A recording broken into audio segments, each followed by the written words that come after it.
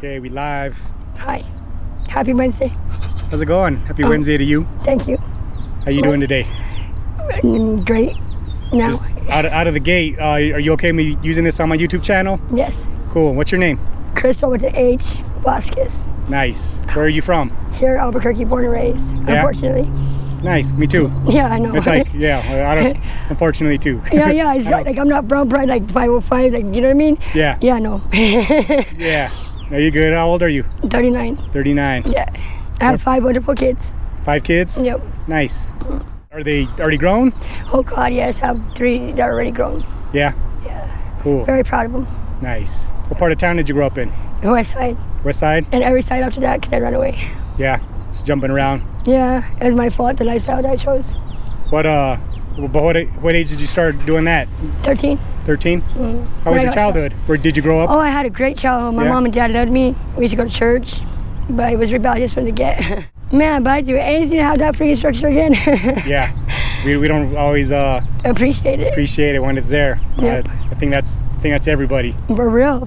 We're there busy worrying about not worrying, but we're stressing out about our parents nagging us, and then we realized it was until they're gone, and you're like, what the heck? Yeah, we're like, hey, they knew what they were talking about. Yeah, they suffered too. Like their life, they didn't come with instructions either. You know what I mean? Right. And they did the best they could. Yeah, when you first becoming a parent, you kind of just winging it.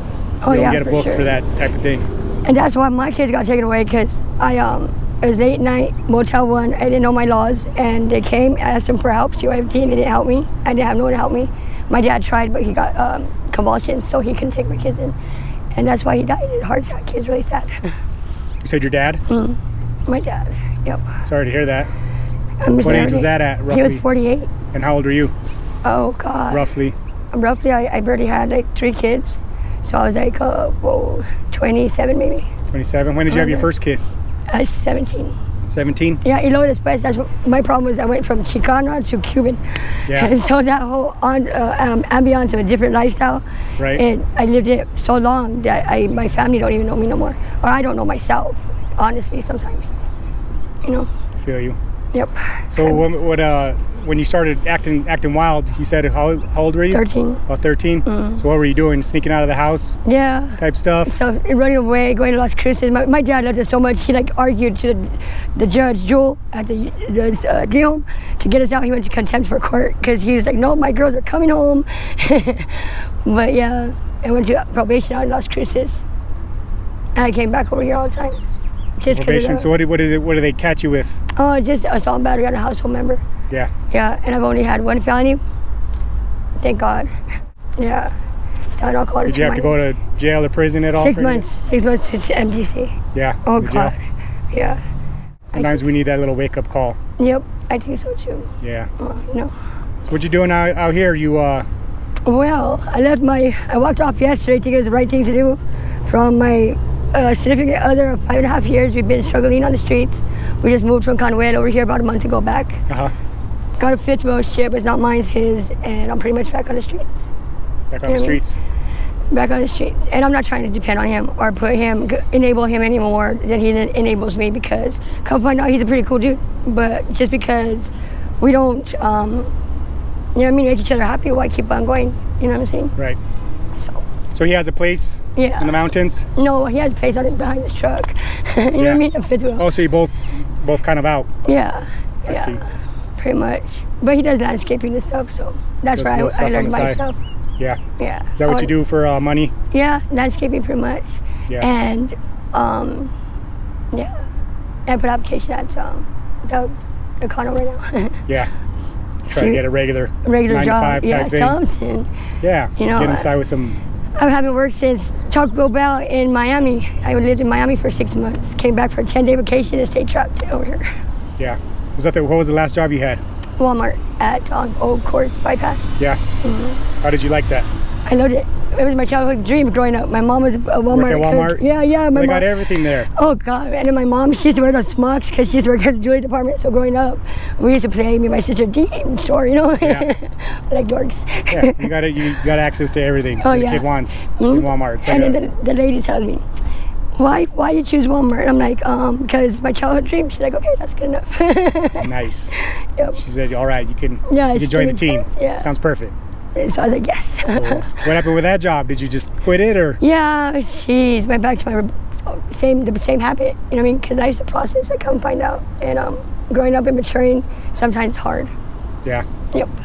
Because just because you have kids doesn't mean you're mature enough or like grown up, you know? Yeah, it doesn't mean you're like grown up or nothing, you know what I mean? Yeah. Life, it's hard. Especially when you got nobody there. Did you say something about your kids got took away or something? By CYFG, February 9, 2011. But it was the bestest thing I could do for them. You know what I mean? Because after the fact, a couple years after, I'm like, hey, my kid's life was always in danger. They were getting raided. I got raided in the skies about 32 times. So it was not a good life for them. And they got a wonderful mom and parents. I love them and care for them. And I'm so grateful for that. So what was going on with you that they ended up taking them with or getting raided? Well, the only reason why they took them was because we had no stability. That's what my caseworker said, and it kind of messed up because on my last drug test, I made a point to not be somewhere so I don't get high. And they lied on the paperwork, but I can't. Can't really dispute it. Yeah, because you know what I mean. Because What were you using at the time? Crack with Primos. I smoked Primos. That's all I did. You're still using them? Oh no, not crack. No, I smoke weed though. Smoking weed right now? Yeah. I smoke weed. Well, it's got legalized, so you. I know. I go to the dispensary and everything. Like, yes. Yeah, it's official now over here in New Mexico. It is. I just wish though to be clean. You know what I mean? And it sucks because everybody I know gets high, and sometimes despite me not wanting to get high, it's not that I'm not strong. It's just because you want to get sad, or you just have to be able to function the next night through because of the lifestyle of the streets. You have to be aware of your surroundings, especially a woman. Yeah. You know, I'm very blessed. I haven't been raped or I've been kidnapped one time, but that was before. You know, for 2 days, and yeah, it's very dangerous out here, especially when people don't care to know. Like, that's good that you're doing this. It's really cool. Was it when you got kidnapped? You don't got to elaborate on it. I got in the middle of two different. And I tried helping him out because, you know what I mean, I'm real just, hi, what are you doing? And they thought I was lying, which I wasn't, until they got the Jew that did whatever. And yeah, I just got beat up a little bit, handled it, and. So it's someone that you kind of knew. Yeah. In a sense. I don't know if it was like a stranger. They respect me though, like in a sense, because they're like, yeah, okay, cool. You know what I mean? You handled it like a G, and you were lying. Yeah. You know? It's cool. But people are scary out here, especially with those blues. What kind of stuff do you see out here with people on the blues? Oh man, I see zombified people all day. It's like they care nothing. Yeah. That fentanyl, whoever's selling it or doing whatever, they need to fucking try it themselves and kill their own damn selves and family, because I'm sure they're like the ones that are not. They're clean, they have a good life, because they're destroying our people. Yeah. It sucks. It sucks to see little youngsters. It's kind of just weird, you know? And it's just any drug, because it's a sin. God says, this is a temple, you know what I mean? And that's what my dad taught me. He's like, keep it clean, you know, and he'd give you all the blessings in the world, you know? Right. So disobedience is number one for me. Yeah. So how long has it been since you did your hard drugs that you were talking about earlier? Just meds, that's all I've done. How long has it been? About 5 hours ago, maybe. I took a couple hits. Yeah. And I'm drinking right now with some E&J, but that's starting to affect me in a different sense, because my liver somewhere is starting. Like, I need it now. I never did before, I don't think. You feel like when you're not using it that your body's like craving I get pain. it? No, I just get like side pains until I drink it, then I get better. Interesting. Yeah, it's crazy. The dependencies that we get, it's part of it's psychological, and some of it even seems like it's physical. And sometimes people don't acknowledge the fact that each human body form is different. Like, we may have the same beating heart, but we also just different. You have a different type of blood. I do too, you know what I mean? Yeah. To keep on, like, I don't know. Everybody's got different chemistry. It's even if we catch a cold. Yeah. You know, the same person, or two people can have the same. Yeah, it could affect the same virus can affect two different people in a different way. So it's very interesting with the drugs too. It applies. Oh, it applies so much. Like me myself, like my tolerance has gone up with methamphetamines. I don't lie about using them. You know what I mean? But everybody thinks you need treatment. It's like, man, a lot of us, me, I don't want to go to treatment because I know I'm capable. If I had involvement with family or something somebody would care about to just like spend time with, to get to know me, that'd be cool. I wouldn't need to have the thought to actually need to use. You know what I mean? That's my idea. But yeah, I'm really bored with life. What do you feel like you use? When you use, is it feel like it's more of a dependency thing, or are you doing it because you're kind of bored, or you just passing time? What makes you? All three of them, really. Pretty much, as you just mentioned. Yeah. Pretty much, it all depends on what type of life. You know what I mean? Because like right now, like I'm stuck alone, and I'm like, oh, fuck. Here I am again on the streets. You know what I mean? And this time, I put this man, my significant other, through. He's been there for me. I've been there for him, 50-50, and life goes on. You know what I mean? And I finally let him go, so we don't enable each other no more. Right. Because I care that much. This is gonna be hard. That's all I know. Well, both people got to be on the same page too. And then if it's just negativity, or one person's trying to quit, or vice versa. Yeah. And you know what? I never thought. I was like in my head for about a whole month thinking, I'm gonna prove people wrong that a couple could overcome drugs together. Two addicts together, it's really not that. It's dangerous. Yeah, it is pretty much. And it's not possible. Or you're doubling the chances of failure in a sense, because one person could be strong that day, and then the other person. And that's always what happens. Yeah. Or one day it's their birthday, and then your next month it's yours. You know what I mean? You're right. And they want to party, so that's hard. Right. So I'm like, damn it. So you're at a point right now where you just trying to get somewhere. Yeah. You feel like you want to try to get help for it, or are you just not at that point right now? I would love to do IOP, or like some kind of somebody that would give me a chance to prove that I'm capable of something like responsibility. Because all like these with years, a job or something, where it's just making you responsible. A job, or just like a roof over my head, like you know what I mean, like a little box, somewhere, just so I can know it's gonna be home. I don't have to deal with people. And you're working towards something type. Yeah. I have a plan, and I have a plan for a ministry I would like to start, but that comes later on. You know what I mean? Right. But I have goals in life. My goal is to make a play, or like let my kids know my story. Down the streets, I didn't give up on them. I right here, I bowed them deep. You know what I mean?